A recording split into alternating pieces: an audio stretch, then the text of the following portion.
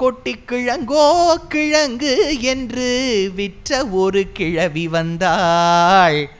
ஒரு கிழவி வந்துட்டான்னார் கம்பர். கவிதை முடிக்கணும் இல்லையா? இப்போ இவன் என்ன சொன்னா, வச்ச அடி வலிக்கிறது, எடுத்த அடி கொப்பளிக்கிறது.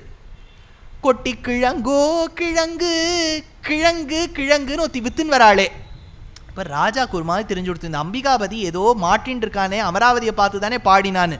உடனே கம்பரை கேட்டார் ராஜா, நீ எதுக்கு கிழங்கோ கிழங்குன்னு, உங்களுக்கு காதல விழலியா, கிழங்க வித்துன்னு ஒரு கிழவி வரா பாருங்கன்னு அந்த கிழவியை பார்த்தார். அப்போ சாக்ஷாத் சரஸ்வதி தேவியே ஒரு கிழவி ரூபமாக வந்து கம்பரை காத்து கொடுத்தாள்னு ஒரு சரித்திரம் உண்டு. எதுக்கு சொல்ல வந்தேன், சரஸ்வதி தேவி வரும்போதும் சொல்லும் போதும் இடுப்பு, இந்த இடத்துல கங்கையை வர்ணிக்கும் போதும் இடுப்பு ஆயிடுத்தா.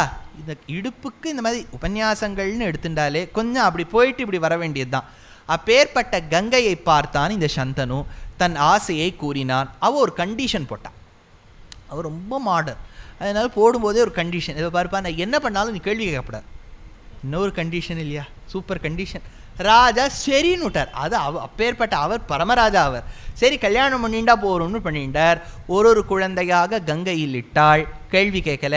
கடைசியாக 8வது குழந்தை இடப்போனாள், கேள்வி கேட்டார். இந்த குழந்தையை காத்து ரட்சிப்பேன், ஆனால் நீ கேள்வி கேட்டபடியால் உன்னை விட்டு செல்வேன்னு போயிட்டா. 16 வருஷம் பெரிய பெரிய ரிஷிகள் கிட்டெல்லாம் பாடம் பயின்று ஒரு பிள்ளை வந்தது, தேவவிரதன். வந்த பிள்ளைக்கு சமாவர்த்தனம் ஆய்விட்டது. சமாவர்த்தனம்னு சொன்னால் படிப்பு முடிஞ்சு நீராட்டி விட்டு பஞ்சகஜம் உடுத்த வேண்டிய சமயம் 6 பூணல் ஆயிடும். கிட்டத்தட்ட கிரகஸ்தாசிரமத்தை ஏற்றுக்கொள்ள வேண்டும் பிள்ளை. அந்த சமயத்தில் பார்த்தா அப்பா வந்து ஒரு படகு ஏறி போயிருக்கார். அந்த படகு ஓட்டி சென்ற ஒன்று மத்ஸ்யகந்தின்னு ஒரு பெண்ணு சத்யவதி. அவருக்கு ஆசை, பிள்ளைக்கு கல்யாணம் பண்ண வேண்டிய வயசில் அப்பாவுக்கு ஆசை பாருங்க. ஆயிடுத்தா. இப்போ அப்பா ஆசைப்பட்டார். ஆனால் அந்த ஆசைப்பட்டு பெண்ணினுடைய திருத்தாப்பனார் கொடுக்க மாட்டேன்னு விட்டார். ஏன்னா உனக்கு ஒரு பிள்ளை இருக்கான், பிள்ளைக்கு பிள்ளை தான் ராஜாவாவான், அப்புறம் என் பொண்ணுக்கு பிறந்தது ஆகாதுன்னார். தெளிந்து கொண்டார் பீஷ்மாச்சாரியார். பீஷ்மாச்சாரியார் இப்போ தேவவிரதன் போயிருக்கார், சொன்னார் இன்றிலிருந்து நான் பிரம்மச்சாரின்னார். உடனே பாஷ்யக்காரர் ஸ்ரீபாஷ்யத்தில் எடுத்தார்.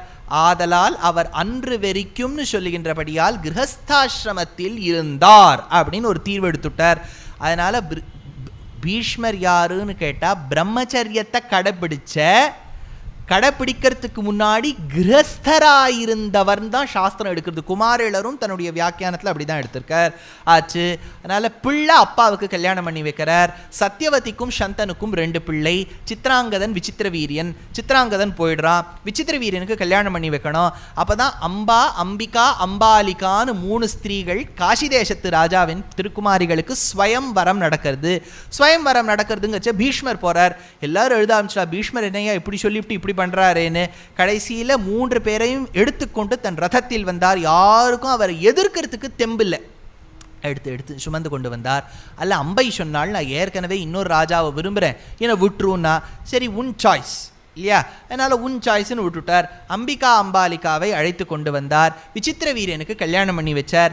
அந்த விசித்திர வீரியன் ஒரு போர்க்களத்தில் இறந்து விடுகின்றான். அப்போ சத்யவதி யோசிக்கிறா, அவளுக்கும் பராசர மகரிஷிக்கும் பெற்றெடுத்த ஒரு பிள்ளை கிருஷ்ணத்வைபாயனர் என்கின்ற வியாசர் மூலமாக பிள்ளையை பெற்றெடுக்கலாமான்னு கேட்குறா.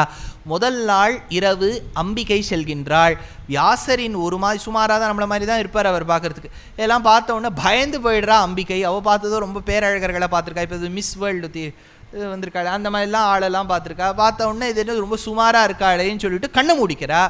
வியாசர் சொல்கிறார், உனக்கு பிறக்கக்கூடிய பிள்ளையும் அதே ரீதியில் தான் பிறக்கும்னு சொல்லி திருதராஷ்டிரன் என்கின்ற பிள்ளை பிறக்கின்றான். அடுத்தது அம்பாலிகா போகிறா. அவள் போன உடனே ஆச்சரியப்பட்டு ஸ்டன் ஆகிடுறா. There is a difference between surprise and shock. ரெண்டும் ஒரே இமோஷன் தான். ஆனால் சந்தோஷமாக இருந்தால் சர்ப்ரைஸ், திடீர்னு எதிர்பாராதது நடந்தால் ஷாக். நீங்கள் உபன்யாசம் வந்த உடனே எது நடந்திருக்குமே எனக்கு தெரியல. I don't know whether you were in for a surprise or for a shock. Nevertheless, ஏன்னா உபன்யாசம் முடித்த உடனே பல பேர் வரலன்னு வச்சுக்கோங்களேன், முதல் நாள் எப்படி இருக்குன்னு பார்த்துட்டு வான்னு சொல்கிறவா பல பேர் இருக்கா. முதல் நாள் எப்படி சொன்னார் அதை பார்த்துட்டு அடுத்த நாள் போகலான்னு. இப்போ முடிச்சுட்டு வரும்போது இந்த ஃபிலிம்லலாம் கேட்குறா பாருங்க, எப்படி இருந்தது சொல்லுங்கோ அப்படிங்கிற மாதிரி கேட்பா. ஐயோ அப்படின்னு பல பேர் சொல்லுவாள். அப்புறம் நன்னா இருக்குன்னு சொல்கிறாளா நன்னா இல்லைன்னு சொல்கிறாளாங்கிறது தான் கேள்வி. அதனால் அதே ரீதியில் இவ்விடத்தில் இந்த வியாசாச்சாரியாளை பார்த்துவிட்டு இந்த அம்பாலிகையானவள் ரொம்ப வியப்புற்றாள். வியப்பானபடியால் பாண்டு ரீதியாக அனீமிக்கா விழுவிழேன்னு ஒரு குழந்தை பிறக்கும்னு சொல்ல, மறுபடியும் இன்னொரு இரவு அந்த அம்பாலிகா எனப்படும் நினைக்கிறா. அம்பாலிகா பார்த்தா தனக்கு தாசியத்துவம் புரிந்த ஒரு தாசி ஸ்திரீக்கு தன்னுடைய ஆடையை அணிவித்து செல்கின்றாள். அவ போய் ரொம்ப சுஷ்ரூஷ பண்றா. இப்பேற்பட்ட ஒரு பக்தி ரீதிமான் நீதிமானாக உனக்கு ஒரு பிள்ளை வீதுரன் அப்படிங்கிற பேரோட பிறக்கின்றான். அடுத்தா மறுபடியும் வருவோம். இந்த திருத்ராஷ்டனுக்கு யாரை பண்ணி வைக்கிறதுன்னு கேட்டால், கந்தார தேசத்து பெண் காந்தாரின்னு பேர். அவளுக்கு ஒரு தமையன், அவனுக்கு சகுனின்னு பேர். ரொம்ப உத்தமன் அவன் இல்லைன்னா மகாபாரதமே கிடையாது. பரம உத்தமன் அவன் இருந்தபடியால் தான் மகாபாரதமே நடக்கிறது. அதனால் we should be thankful to such characters. அதனால் அப்பேற்பட்ட காந்தாரி கிட்ட போய் சொல்கிறார்.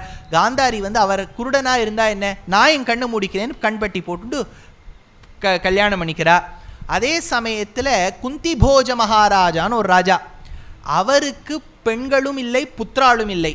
பக்கத்து தேசத்து ராஜாவின் ஒரு பெண்ணை தத்தெடுத்துக்கிறார். அது வசுதேவருடைய தங்கை, பிருதான்னு பேர். அந்த பிருதாவை தான் தத்தெடுத்துக்கிறார். தன்னுடைய பெயரில் ஒரு பேரை கொடுக்குறார், குந்தி அப்படிங்கிற பேரில் கொடுக்குறார். அந்த குந்தி என்கின்றவளை இந்த பாண்டுக்கு கல்யாணம் பண்ணி வைக்கிறார். அடுத்தது மத்ரதேசத்து ராஜாவினுடைய பெண் மாதிரி. மகாபாரதம்னு எடுத்துட்டாலே நீங்கள் ஒரு 150 பேரையாவது ஞாபகம் வச்சுக்கணும், இல்லாட்டா கதை நகரவே நகராது. அதனால் இந்த மாதிரியோட விவாகம் நடக்கிறது பாண்டுவுக்கு. பாண்டு என்ன பண்ணுறார், இந்த குந்தி மாதிரியை அழைத்து கொண்டு கானனம் செல்கின்றார். ஏதோ வேட்டையாட போகலாம், ரெசார்ட் 3 days 2 nights ஒன்லின்னு எங்கேயோ போகிறார். அங்கே 2 மான் கூடுவதை பார்க்கின்றார். அம்படிக்கிறார். கடைசியில் பார்த்தா அது ஒரு ரிஷி. அந்த ரிஷி சொல்கிறார், நான் கூடும்போது நீ எப்படி சபித்தாயோ, நீ கூடினால் உனக்கு மரணம் நிச்சயம்ங்கிறார். புத்திரால் எப்படி பெத்தெடுக்கிறதுன்னு யோசிக்கும் போது குந்தி சொல்கிறா, எனக்கு சின்ன வயசில் துர்வாசர் ஒரு மந்திரம் கற்றுக் கொடுத்துருக்கார் அப்படிங்கிறா. சரி, இதெல்லாம் not a problem. As per article 53F and 94B you can produce children through this way அப்படின்னு ஒரு சில ரூல்ஸ் எல்லாம் எடுத்து காமிக்கிற போன வருஷமே பார்த்துருக்கோம். அதெல்லாம் ப்ரொடியூஸ் பண்ணலாம்னு சொன்ன உடனே தர்மராஜாவை வேண்டி யுதிஷ்டிரனும், வாயு பகவானை வேண்டி பீமனும், இந்திரனை வேண்டி அர்ஜுனனான விஜயனும் பெத்தெடுக்கிறா குந்தி. இப்போ மாதிரி பாவமாக பார்த்துட்டு இருக்கா. அவளுக்கு மந்திரம் தெரியாது, அவளுக்கு ஏன் துர்வாசரா கற்றுக் கொடுத்தார், அவள் இப்போ எங்கே பெத்தெடுப்போம். உடனே பாண்டு ரெக்கமெண்ட் பண்ணுறார். இந்த கவர்மெண்ட்லாம் கீழே எழுதுவா, I recommend here thereby அப்படின்னு. அந்த மாதிரி கொஞ்சம் ஐ ரெக்கமெண்ட் அப்படின்னார். அவன் என்ன சொன்னான்னா, இது பாரு, நான் மந்திரம் கற்று தருவேன், நீ ஒரு வாட்டி தான் பிரயோகிக்கணும்னா. பிரயோகிக்கலாம், ஆனால் ஒரு வாட்டி பெற்றெடுத்தா எனக்கு ஒரு பிள்ளை, உனக்கு 3 பிள்ளை ஆகிடுது. 3:1 அது ரொம்ப சுமாராகிடும் ரேஷியோ. அதனால் ப்ராப்பர்ட்டி டிவைட் ஆகும்போது ரொம்ப சுமாராக டிவைட் ஆகிடும். அவள் என்ன பண்ணிட்டா, ஒரே கல்லில் 2 மாங்காய் பாயிண்ட் பாருங்க. அதனால் அவள் அஸ்வினி தேவதைகளை பிரார்த்தனை பண்ணா. அதனால் நகுல சகதேவாள் பிறந்தாச்சு. இன்னொரு வாட்டி அவளால் சொல்ல முடியாது, 3:2 இஸ் மச் பெட்டர் தென் 3:1 இல்லையா. அதனால் பரவாயில்லன்னு சொல்லிட்டு பெற்றெடுக்கிறா. இதில் என்னென்னா, இந்த 3+2 5 பேர். இதில் 3 முடிக்கும்போது, 3வது புத்திரனை முடிக்கும்போது பாண்டு சொல்கிறான் போய் குந்தி கிட்ட, அம்மா நீ இன்னொரு தடவை மந்திரத்தை சொல்லு, ஏன்னா இந்த 4வது இருக்கட்டும், 3+1 இருந்துட்டு போட்டோமே, 4 ஒன்று இருக்கட்டுமேனு. அப்போ அவள் சொல்கிறா, சாஸ்திரம் சொல்கிறது புத்திராளை பெற்றெடுக்கும் போது ஸ்வைரிணியாக ஒருவேளை இருக்க வேண்டாமோன்னு அப்படிங்கிற. அவர் அவசரத்தில் இருக்கார். அவர் உட்காந்து சான்ஸ்கிரிட் கிராமர்லாம் அங்கே நோட்டே பண்ணல. வியாசாச்சாரியால் இங்கே ஒரு பெரிய சூக்ஷ்மம் வைக்கிறார். இது உங்களுக்கு தெரியும் இல்லையா கதை என்னன்னா, வியாசாச்சாரியார் ரச்சனை பண்ணிட்டு இருக்கார். He compiled and compost. While he was doing so he needed a scribe. ஒருத்தர் அவர் சொல்கிற வேகத்தில் ஒருத்தர் எழுதணும். அந்த காலத்தில் ஸ்டெனோ இருப்பா இல்லையா, பெரிய மகனியர்கள்லாம் இங்கே இருப்பா. Thereby I am telling you அப்படின்னா அவர் ஸ்டெனோ அதையும் எழுதிப்பார். Thereby I am telling யூலேருந்து அவர் எழுதிப்பார். அதனால் அந்த ஸ்டெனோ வேணுங்கிற மாதிரி ஸ்கிரைப் ஒருத்தர் வேணும். யார் ரொம்ப சூப்பர் ஸ்கிரைபுன்னு நாரதர் கேட்குறார். பிள்ளையார் இருக்கார், அவர் தான் தெரு உட்காந்து இன்னும் பண்ணியே எழுதிட்டு இருக்கார், அவரை வச்சுக்கோங்கோ அப்படிங்கிற. சரி, பிள்ளையாரை கூட்டார். பிள்ளையார் சொன்னார், நான் எழுதுவேன்ப்பா, ஆனால் you should not stop anywhere in the middle. இதை பாரு, இதை குழந்தைகளெல்லாம் ஸ்கூலில் டீச்சர், மேத்ஸ் டீச்சர் கேட்பா, 17x54 Suresh stand up and tell me 17x54. அதுக்கு கேள்வி கேட்டிருக்கோம். ஆனால் இது இப்போ multiply, sir what did you tell, 17 அதுக்குள்ளே இன்ட்டு பண்ணி முடிச்சிடும் அது. அதே மாதிரி வியாசாச்சாரியால் பார்த்தார், கொஞ்சம் கேப்பே கொடுக்காமல் எப்படி எழுதுறது. அதனால் இவர் என்ன பண்ணுவார், சரி நீ சொல்கிற கண்டிஷனுக்கு நான் ஒத்துக்கிறேன், நான் எங்கேயும் நிறுத்த மாட்டேன், ஆனால் ஒன்றும், உனக்கு நான் சொல்கிறதெல்லாம் நீ புரிஞ்சுண்டு தான் எழுதணும்.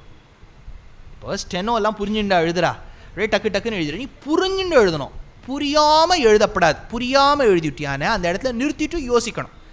ஏன்னா அவர் அந்த மாதிரி இருக்கிற சமயத்தில் இவர் அடுத்த ஒரு 1000 ஸ்லோகத்தை யோசிச்சு வச்சுருவார் பாருங்க. இதுக்கு ஆனையை வைத்து குதிரையை பழக்குமா போலேன்னு ஒன்று உண்டு. போன வருஷம் சொன்னேன்னா இது போன வருஷம் அதிலேயே இருக்கே சுவாமி நீர். திஸ் இஸ் 2017, forget about 16 சொல்லலை. அதனால் ஆனையை வைத்து குதிரையை பழக்குமா போலே. யூஸிங் த யானை elephant you have to train the hours. Sir using the இது எலிஃபெண்ட் ட்ரெயின் ஹார்ஸா ஒன்றும் புரியலையே சார். இப்போ பெரிய சூக்ஷ்மம் உங்களுக்கு என்னன்னா, அந்த காலத்தில் போரில் யானையை யூஸ் பண்ணுவாள். இது மகாபாரதத்திலே பின்னாடி வருமே, அஸ்வத்தாமோ ஹதஹா குஞ்சரஹா. அதனால் யானையெல்லாம் கஜ துரக பதாதி, ரத கஜ துரக பதாதி, கஜத்தை யூஸ் பண்ணலாம், குதிரையை யூஸ் பண்ணலாம். எல்லா போர் வீரர்கள்லாம் குதிரையில் உட்காந்துப்பான். இப்போ குதிரை ஃபாஸ்ட்டாக ஓடும். அதனால தானே காலங்காத்தால் பல பேர் அதை விட்டு ஆராதனை பண்ணுறா. நம்பர் 13 கமான்னு சொல்கிறா பாருங்க. ஆராதனை, அது திருவாராதனை ஒரு மாதிரி. அதனால் அந்த குதிரை ஓடும். இப்போ குதிரையை ஓட வைக்கிறது பெரிய விஷயமே இல்லை, குதிரை ஓடுறதுக்கு தானே இருக்குது. ஆனால் யானையை ஓட வைக்கிறது தான் ப்ராப்ளம். யானையெல்லாம் கொஞ்சம் ஆறாமரை இங்கே புல் கரும்பெல்லாம் பார்த்து தான் வச்சுக்கோங்க, நல்லா ஆறாமரை இருந்து ரசிச்சுட்டு போவோம். அதை உட்காந்து ஓடுதுன்னா அதை எப்படி ட்ரெயின் பண்ணுறது? அதனால் ராஜாக்கள் ஒரு டாக்டிக் வச்சுட்டா. என்னென்னா, குதிரையை முன்னாடி ஓட விட்டுருவா. இப்போ யானையும் குதிரையும் சஜாத்தீயம், சம்ஸ்கிருதத்தில் வேதாந்தத்தில் ஒரு விஷயம் வரும், சஜாத்தீயம் விஜாத்தீயம்னு பேர். சஜாத்தீயம்னா ஒரே ஜாத்தியை சேர்ந்தது. நீங்கள் உடனே ஜாத்தினா வந்து ஐயர் ஐயங்கார் வாரியர் நாயர் அதுக்கு போகாதீங்க. ஜாத்தினா ஒரே டிஎன்ஏ. இப்போ இதெல்லாம் ஒரே அனிமல் கம்யூனிட்டி தானே. நம்மளாம் மனுஷாள், நம்மளாம் வேறு தனி, நம்மளாம் ஒரு தனி ரகம். ஆனால் மனுஷாளுக்குள்ளேயே நிறைய மிருகங்கள் இருக்கிறதா பர்திருஹரி நீதி சதகத்தில் எடுக்கிறார். நம்ம சொல்லுவோம் பாருங்க, அவரா ஐயோ அடிக்கடி கொலைப்பர்னா அவரை நாய் தான் கொலைக்கும், அவர் கொலைக்கிறாருன்னா நாய் குணம் அவர்கிட்ட இருக்குதுன்னு அர்த்தம். ஆனால் இப்போ அதுக்கு நம்ம போக வேண்டாம். சஜாத்தியம்னா ஒரே ஜாத்தியை சேர்ந்தது. ஆனைக்கு குதிரையை பார்த்தால் நம்ம ஜாத்தியாச்சேன்னு ஒரு சந்தோஷமா.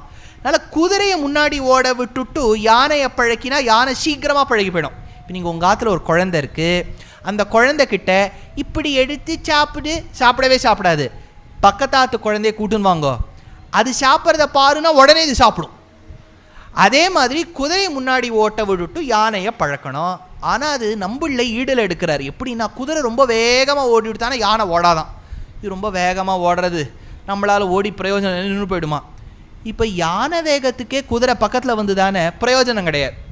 ஏன்னா இப்போ யானை வேகத்திலே குதிரை வருதுன்னு வச்சுங்கோ, அப்புறம் குதிரையை வச்சு என்ன பிரயோஜனம்? குதிரை எந்த வேகத்தில் ஓடணும்னா, குதிரை ஓட ஓட ஓட ஆனைக்கு மோட்டிவேஷன் இருக்கணும். ரொம்ப வேகமாக ஓடிட்டு தானே யானை நிற்கவும் கூடாது. ரொம்ப மெதுவாக எடுத்துனா யானையோட குதிரையை வச்சு பிரயோஜனமும் இல்லை. இதுக்கு அந்த காலத்தில் தமிழில் ஒரு பழமொழி உண்டு, குதிரையை வைத்து ஆனையை பழக்குமா போலே. எடுத்தா இதுதான் மகாபாரதம்னு வியாசாச்சாரியால் எடுக்கிறார். ஏன் சொல்கிறேன் கேளுங்க.